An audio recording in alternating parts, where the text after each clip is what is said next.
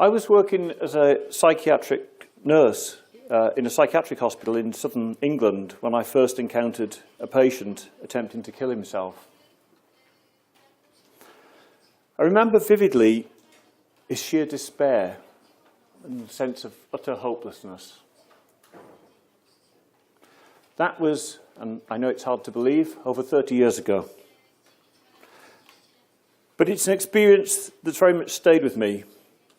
With a discipline such as forensic psychology, which routinely gives primacy to the objective over the subjective, it is perhaps a salutary reminder of the importance of the subjective over the merely objective, that human experience of seeing someone with that sense of hopelessness. In other words, the point I'm trying to make is each loss of life is a personal tragedy. And this was, and always will be the case, whatever the penal, health, or psychological fashions of the day.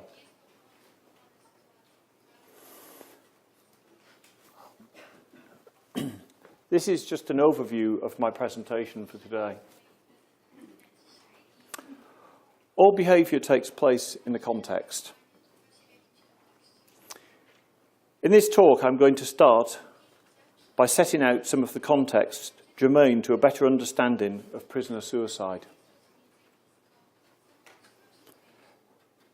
Then I will move on to some of the main findings from the research, and in particular what we have learnt about prisoner suicide in the past and also from a study that I'm involved in currently. So my research into prisoner suicide is drawing from the Ministry of Justice database since it began. That was in 1978, right up until 2014. So this case record-based approach has included 2,039 cases.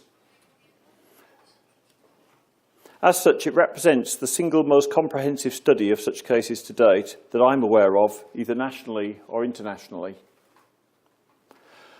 I divide the coverage of some of the main findings into those which appear to confirm what the research to date seems to have shown us, and also some new and novel findings. After that, I focus upon research-informed policy implications and practice implications too. Just like if I may to say something about the term research-informed policy and practice, I used to be editor of a journal called Evidence-Based Mental Health, and it seemed to me that sometimes when we were looking at evidence-based mental health, we would say that there was either good evidence for something or there wasn't. And that didn't seem to me to reflect my experiences in practice.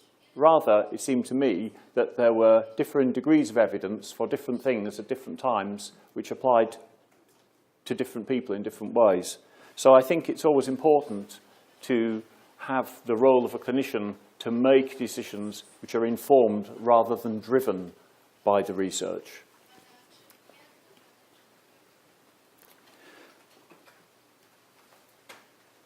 I'm going to say something now of the context. In the late 20th century in England and Wales, there was a move towards what became known as New Public Management, or NPM, which cut across the public sector in its influence, including prisons. There are a number of features of New Public Management. One was the importation of an emphasis on measurement. For example, in the use of managerial terms such as metrics, key performance indicators, or KPIs. These are now ubiquitous across public services in the UK.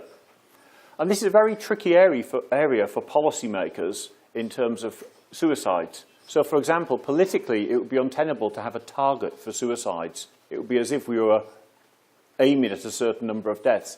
That's politically very sensitive and difficult.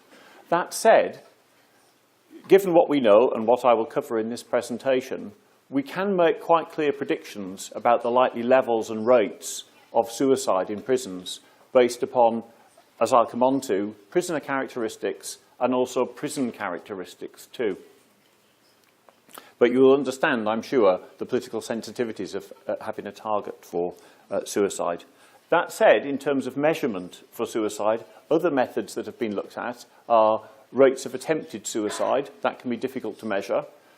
A more straightforward measure, although still with some difficulties, is incidence of self-injury or self-harm. Those rates have gone up quite considerably in recent years, but I think that in British prisons is largely a product of better recording practices.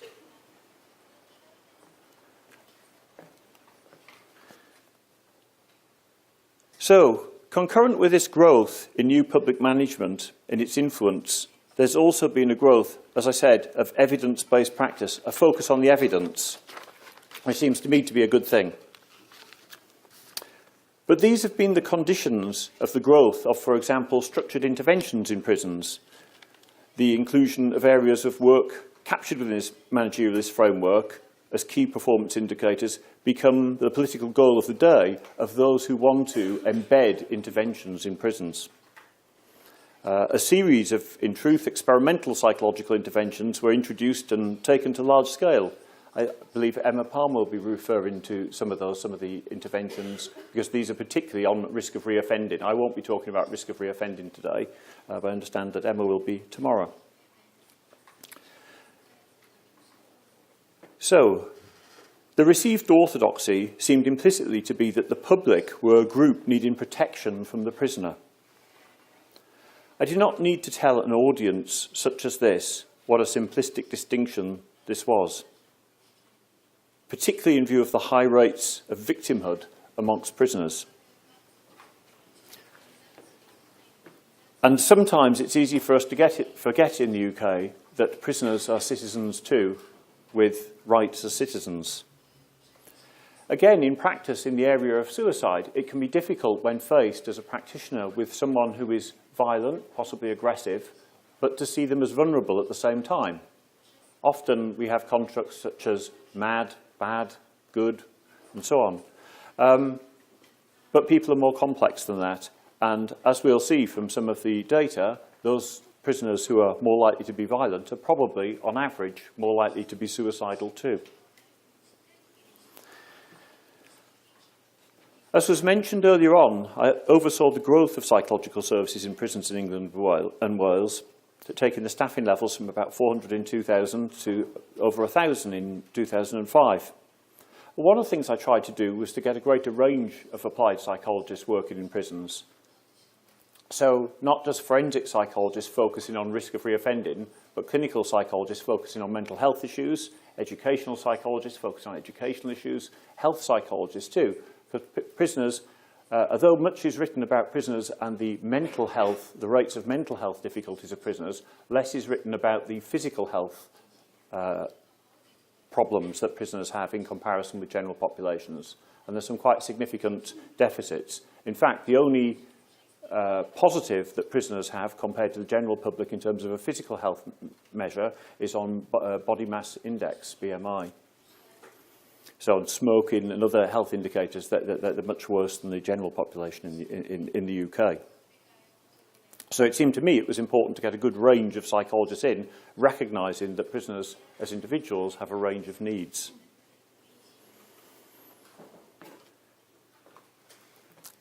But despite that, the primary focus, in some ways rightly, but in other ways not without problems, has remained in terms of a forensic focus and forensic practice looking at reducing risk of reoffending. But there can be a professional price to pay for that, with forensic psychologists risking being seen as merely agents of the state rather than independent professionals with a concern for the well-being of all those under their care or affected by their decisions.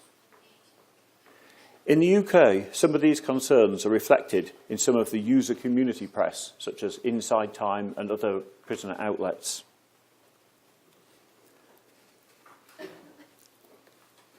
Having briefly touched upon the prison context, I will now move on to the context of suicide research and some of the challenges associated with this area of research. Research into suicide is fraught with definitional problems. So, for example, when I was looking at comparisons across Europe, it seemed to me that it was only France that had a sufficiently near definition to England that I could do a worthwhile comparison. Other jurisdictions have different definitions. And of course, within the UK, we have different definitions for what we have in our community-based studies compared to what we have in our prison-based studies. So if you're looking at the suicide research, always look at how the term is defined. It seems quite straightforward, but upon closer examination, it's quite clear that we have to be careful with making comparisons when that term is used, because it's used so differently. And I'll go on to say a little bit more about that later. But in England and Wales, a coroner deliberates on the case of unexpected deaths, and generally suicide verdicts are taken to be underestimates of actual suicides. More so, it has sometimes been argued for women than men. So the idea is that coroners are less likely to want to return a verdict of suicide for a woman than for a man. As to how much precisely that influences the data, we're unsure. But we do know, for example, in community studies in the UK, men have rates of suicide about 4 times the rates that women have. Whereas in prisons, the rates are largely similar, with men just a little bit higher than women. But there seems to be a widespread acceptance that the estimates of suicide based on legal suicide verdicts tend to be underestimates, as I say. There are a number of further reasons for this. One reason is the level of the burden of proof, which in England and Wales is defined as beyond reasonable doubt. In other words, a criminal rather than civil standard is adopted. And that may reflect the fact that until comparatively recently, suicide was a criminal offence in the UK. So some of that language has stayed around the term, I think. So people, for example, talk of individuals committing suicide. We wouldn't talk of people committing depression, but we would talk of committing suicide. It's a strange aspect of our past. Additionally, some have argued that out of compassion and consideration to the feelings of the family, whether they're men or women, that some coroners may err on the side of not recording a death by suicide. In the prison service, the term self-inflicted death is used, which includes a broader range of verdicts than simply suicide, to include, for example, such deaths recorded by coroners as misadventure or accidental death. I mean, there are compassionate reasons for that, and there are also pragmatic reasons for that. The compassionate reason is that, and I've faced parents who've had someone who's, their son died in prison and representing the prison, and it's a difficult conversation, and it seems to me to be clearly giving some comfort if there is a verdict which is perhaps more compassionate in terms of their needs. That said, that doesn't in any way mean that they feel any less saddened and under despair about what's happened to their child, particularly under state custody. But from the pragmatic point of view, from the prison service, it means that the definition used is more inclusive, and so they're less likely to underestimate rates of suicide. So that's the pragmatic point from the point of view of the prison service. It's also the point in terms of the research too. So the definitions used in community-based studies in the UK are sometimes narrower than that used in prisons. So therefore, when we make comparisons in the UK between community studies and prison studies, there can be an overestimation of how many times higher the rates are in prisons compared to the community, because we have a broader definition in prison, so it includes more verdicts.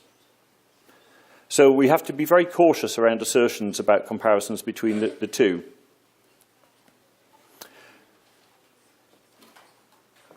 But, there's another reason why suicide rates in prisons are relatively high. And one of them is that, of course, that prison populations are not randomly selected from the general population, and are by no means a representative sample overall of the public. But if we wanted to test that empirically, we'd need a matched sample. For example, high-risk offenders on probation. And that would give us a better sense of what the impact of the prison itself was, rather than what may be an impact of simply testing different populations.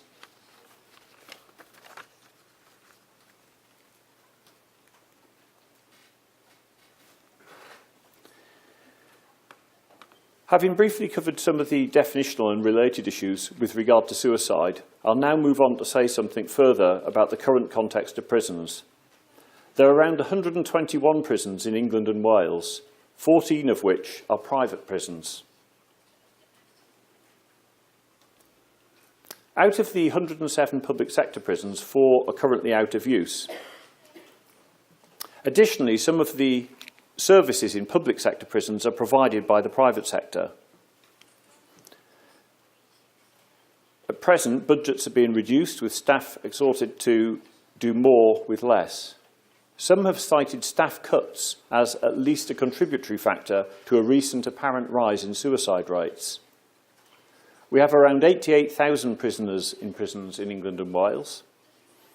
This represents an approximate doubling of the prison population from the early 1990s. In general, the rates of imprisonment are generally high in the UK in comparison with other European Union countries. Over recent years, the prisoner population has increased, largely as a product of much harsher sentencing in the UK. So for the same crime today, you'd probably get a longer sentence and have a greater probability of imprisonment than the same crime in the early 1990s.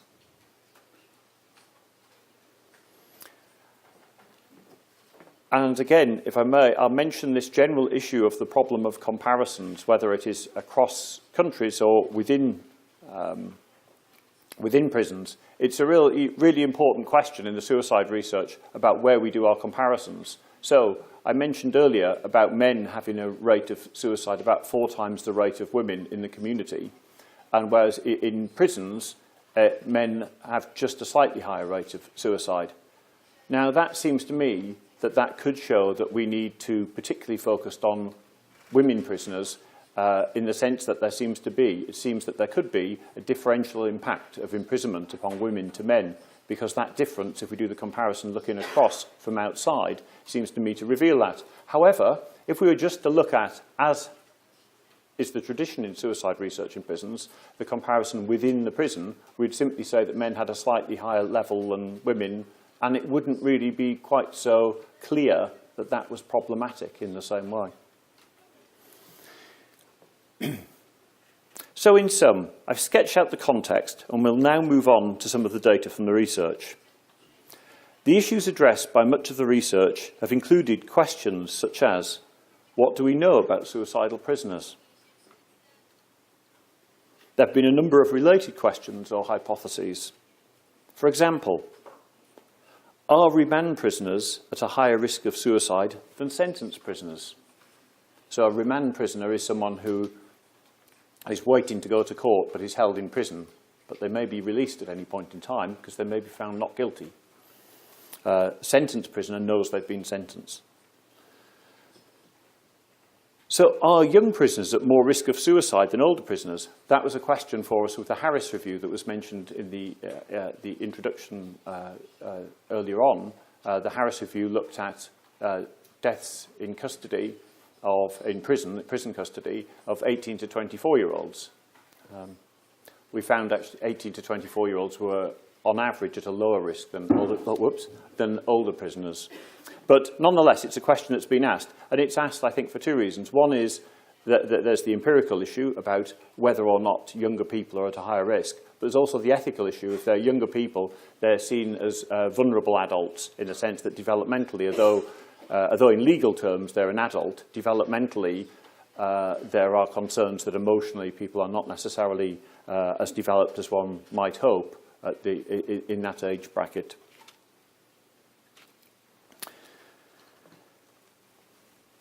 So some of the questions are black prisoners at greater risk than white prisoners? Are men at greater risk than women? Do mental health issues play a role here too? So, what do we know from the research to date? Well, there's been much research over the last 25 years or so with a range of methodologies. We know that many studies are characterized by comparatively small sample sizes. Debates around suicide in prisons extend across academia and beyond. In the UK, there is a strong tradition of prison reform, and such groups either enact or commission relevant research. Academically, there are two broad traditions in the research: that which might be broadly termed psychiatric and criminological perspectives, respectively. The psychiatric models tend to be associated with concerns about psychiatric disorders and their potential relationship with an inflated risk of suicide. Criminological research into suicide in prisons has tended to be chiefly qualitative in design, although there have been some quantitative studies undertaken too. Sometimes the focus is on the individual prisoner and sometimes on the system, and at other times on both. There is a third model in the UK research, a model that I subscribe to, which takes a public health-based approach, and I shall return to this subsequently. We know that prisoner populations are not merely random samples of the general population, as I've alluded to earlier. Prisoners are characterised by coming from lower socioeconomic groups, having been excluded from school at much higher rates, and with having poorer, and in some cases much poorer, mental and physical health outcomes than the general population.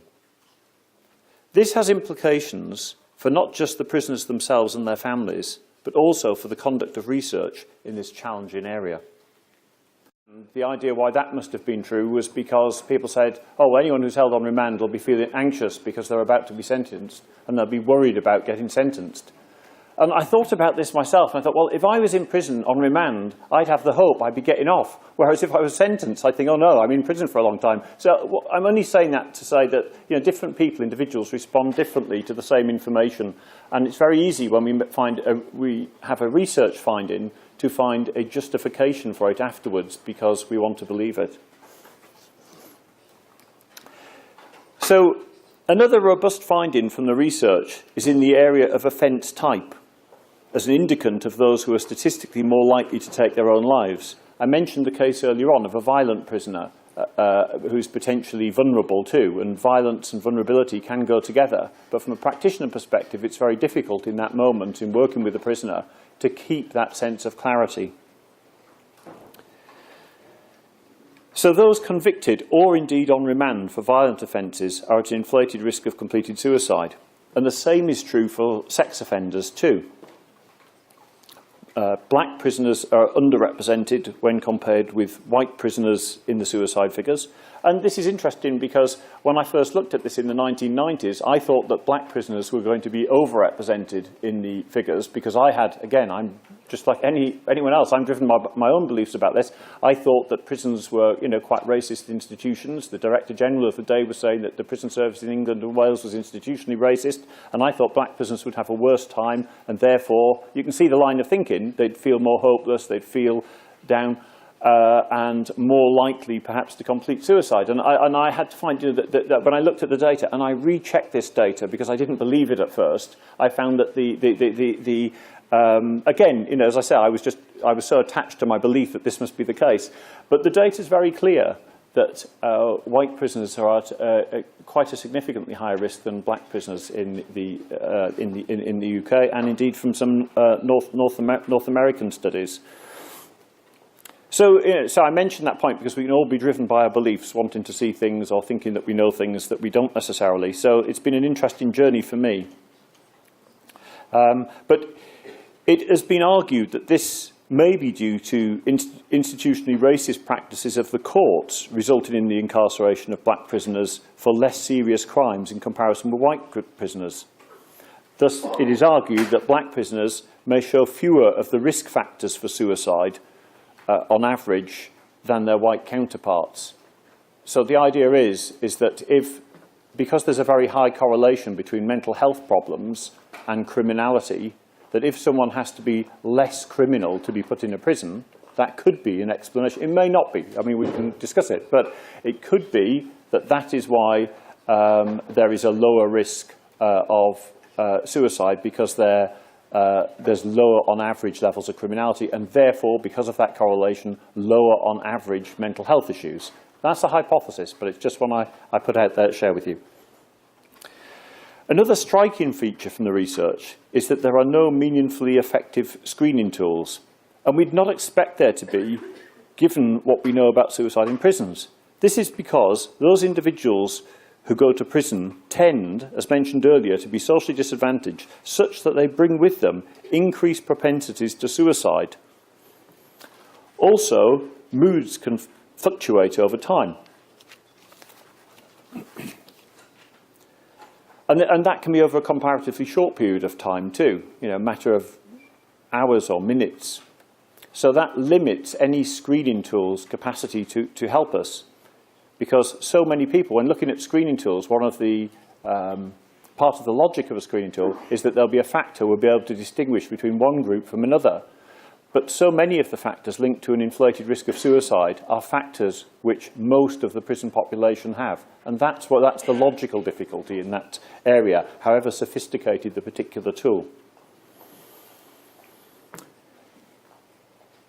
So the extent of mental health problems amongst prisoners is well documented. I'm not going to go back through that today.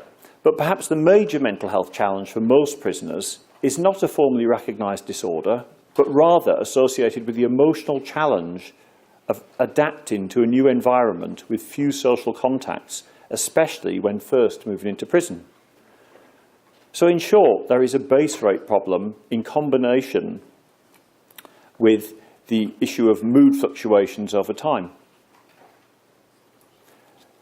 Rather than try and predict who is or who is not going to take their own life on that first day or those first few days of imprisonment, much better, as is argued in the Harris Review, to presume that all the vulnerable adults and children, especially in their first few weeks of imprisonment, in particular, given what we know about the heightened risk of suicide at this time. And that is the single most robust finding from the research on suicide, that we know the early period of imprisonment, there's a much, much higher risk than later. That's the single most robust finding from the research, from a whole range of perspectives too, where people who disagree on other things agree on that on day one it's the highest risk, and first week there's still quite a high risk, but not as high as it was on day one. And it really is very high risk indeed then. So I'm going to talk now about some of the new research findings. Although there was much in the way of confirmatory evidence, as I just mentioned, in support of some of the major previous findings into prisoner suicide, there were also some surprises. And in many ways, these are the interesting bits, as far as I'm concerned, after going through so many case studies. And I'm still in the process of going through the data in detail, but I can share some of the main findings today at this conference. Those convicted of arson and criminal damage had the highest rates of suicide of all offence categories when I looked at the data across the cases from 1978 to 2014. And this may be of interest to Nicola, who's going to speak to you later about fire setting, the level of risk. And this isn't evident in much of the suicide risk, because much of the evidence on offence type in suicide refers to violent offences and sexual offences. So this is a new finding in this research.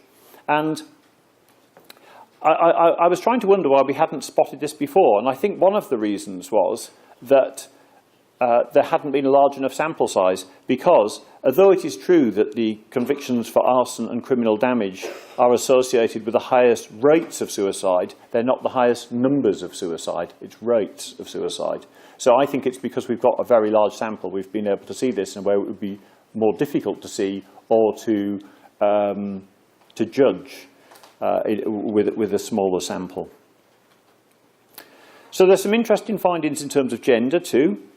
There has historically been something of a debate around the relative level of risk, which I alluded to earlier, that is evident for women and men. But there has, however, not been a discussion of the patterns of suicide, and in particular, how age and gender impact as variables associated with suicide. Whereas if the data is taken as a whole, the overall pattern is that as prisoners get older, up until around the late 50s, the suicide rates increase. However, when the data is split by gender, women and adolescent girls have a pattern of risk in the opposite direction. Age is negatively correlated with the risk of suicide for women prisoners. Perhaps the reason that this has not been previously reported in the UK is that research into suicidal women prisoners has tended to draw necessarily upon comparatively small sample sizes in comparison with our sample, which had over 100 women over that period. And it's just very clear that there is a marked gender difference in the sense that the risk is in the opposite direction. I mean, that's very helpful for practitioners to know, because practitioners in the UK had certainly taken the overall figure to inform their clinical judgments on that. So that's a key finding. But as mentioned earlier, previous findings in the 1990s from research that I and others, such as David Crichton, had conducted, revealed that black prisoners had lower rates of suicide than white prisoners. This is a finding that has been subsequently replicated and is still reflected in prison service statistics to this day. Well, indeed, they collect statistics on it now. I mean, in 1978, no one was collecting statistics on ethnicity. Indeed, in the 1980s, no one was collecting details. So for those figures, our database only goes back to the 1990s. So I wondered how to look at this variable in this research. And what I came up with was having a look at the administrative process that was associated with suicide prevention in prisons. So I looked at the proportion of completed suicides, whether black or white, who had been identified as at an inflated risk, and found that similar proportions of those identified went on to take their own lives. So this finding may lend support to the argument that the respective differences in rates of suicide may be associated with the characteristics that the two groups of prisoners bring into the prison, rather than it being a product of any racist practice within the prison.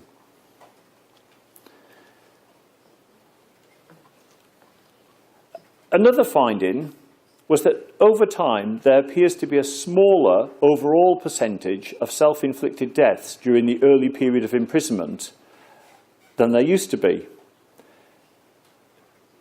In policy terms, this is probably the most important finding from the research, and one I'm later to discuss with the Ministry of Justice over the next couple of weeks, because it has quite significant policy implications. Prison service in the UK at the moment is under some pressure because they're getting budget cuts and the rates of suicide are going up, and of course people are making an association between the two. They may or may not be related, but you can see intuitively how that might make sense. So one of the things that I'm keen to do is to make sure that there isn't an undue focus on simply the overall rates of suicide, but rather there is a better understanding of what has been effective and what has been less effective, whatever the overall rates happen to be at that point in time. As I say, this is a very important change.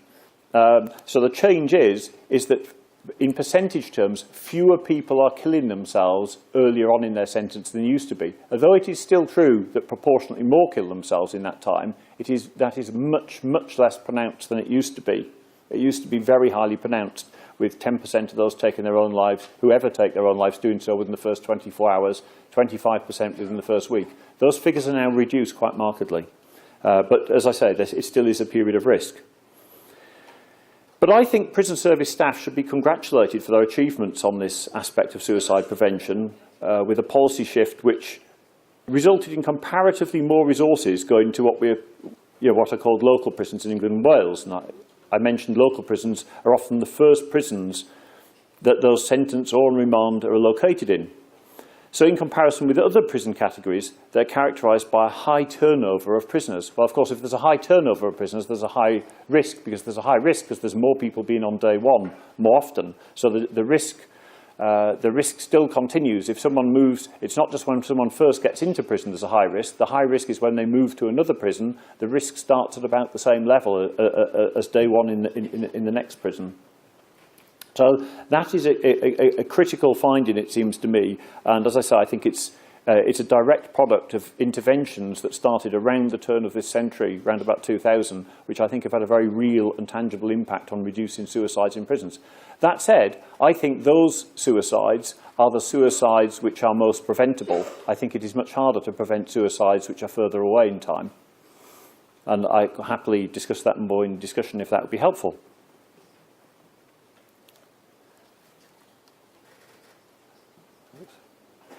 So I'm going to move on now to talk about policy implications. What do policymakers need to do differently? First, I would argue there is a need to continue to invest in local prisons as a key element of any suicide prevention policy. I think this investment is strongly supported by this research. Policymakers, in my view, should not, and I know this is easier said than done in the politics of criminal justice, but they should not allow themselves to be distracted by headlines about overall rates going up in prisons, as they have been most recently in the community too. They shouldn't do that at the expense of a focus on what is effective and doing more of it. Interventions and investment in local prisons are a case in point, it seems to me, here. I think there is a need to disinvest from screening instruments for suicide upon entry into prisons. And I mention areas of disinvestment because I'm conscious that it's always easy to think of extra things that we could do, but a more difficult conversation to think of the things that we might stop doing. So I thought I would share that with you, because I think there's an absence of evidence as to their utility in any practical sense. It is clear that prisoners as a whole are most vulnerable at the early stages of their incarceration at an individual prison. So it may be that staff continuity and relationships may well be important. It may be, and these are just ideas as to why that might be the case, but I mentioned about the dangers of having those ideas earlier. But it may well be that aspects of new staffing arrangements that may be impacting negatively upon overall suicide rates in prisons over the last year are maybe these aspects with staff being moved around more, because I haven't seen a measure of staff being moved around more, but if there are less staff, then staff would generally have to be moved around more to make sure every prison is covered. So that might have a similar effect to moving prisoners around. Haven't looked at that systematically yet, but it would be one I'll be discussing with the prison service, because it seems to me to be an important variable. So, we know the variable of the prisoners moving around is one which would result in inflated risk of suicide, but if we move staff around too, then the problem then is it's less likely to be positive relationships between prisoners and staff. So in terms of practice implications, we need to ensure that the research data, which has now been established over a number of years, and I pressed the wrong button then. We need to make sure that the research is impacted directly on the practice, because we haven't done this. What we've done really is we've done this on an ad hoc. So it should be okay. Thank you. It's okay. And I guess my central point is, suicide is a matter of life and death. And given this, it's hard to understand why it would not be included as part of the mandatory training of staff in the prison service. That would be a firm practice-based recommendation. This is training where psychological staff could take a lead. Another key practice change would be to routinely include a consideration of risk in all psychological risk assessment reports conducted by psychologists in prisons. This is for a number of what I hope you'll agree are good reasons. First, it's always important not to lose sight of the individual needs of the prisoner, even when the purpose of an assessment or report is primarily to assess the level of risk to the public. I would argue that the prisoner is a member of the public, and an additional reason is that those prisoners that psychologists tend to assess and tend to see tend to be violent prisoners, sexual offenders, those prisoners who are at more risk of suicide. So it's very important, it seems to me, to have that as part of any assessment. So the results seem to me to need to be further nuanced and tailored to specific needs, as suggested above. For example, we've got some of the results from this research are about difference between women and men, and differences, and there are differences with indeterminate sentence prisoners too. So life sentence prisoners, for example, have much higher rates of suicide than determinate sentence prisoners, but the pattern of those suicides is different. So there is a need for a more nuanced understanding. I'll just make one or two final reflections and then I'll hand over to you for discussion. So I think rather than conclude in the time-honoured academic way of saying there needs to be more research, what I say is something different. We need to do more with the research that we already have. That, for me, seems to be the imperative, certainly in England and Wales, in terms of policy and practice. And I mentioned this more nuanced understanding, not having just a one-size-fits-all approach, looking at different groups in relation to their particular needs, because we know there are different patterns of suicide for different groups, rather than simply taking a global category such as prisoners.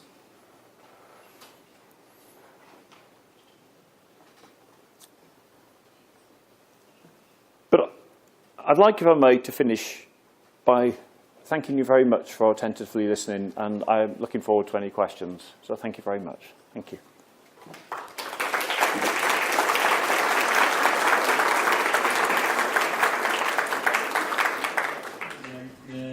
Czy w Pańskich badaniach zidentyfikował Pan jakieś różnice we wzorcach samobójstw w więzieniach prywatnych i publicznych? Not that we can reliably say. Do I need something here? Yeah, thank you. Not that we can reliably say, because there's a very small number of private prisons, so it's hard to extrapolate from those numbers. And also, although this study was from 1978, privatisation really only started much later than that, in the 90s and so on, and 2000s. So the numbers are too small to say. Occasionally people make assertions about it, and occasionally at individual private prisons there are high rates of suicide. But at other individual private prisons there are very low rates. Because that's one of the difficulties with suicide data. We're dealing generally with very low numbers, and that's why I wanted to look at this whole sample. But it's limited, so I'm sorry, I don't know. Jeszcze było pytanie? Chciałbym się Pana spytać mniej więcej, czy istnieje związek między bogactwem, można powiedzieć, dobrobytem kraju, a po prostu sytuacją samobójstw. Już wyjaśniam.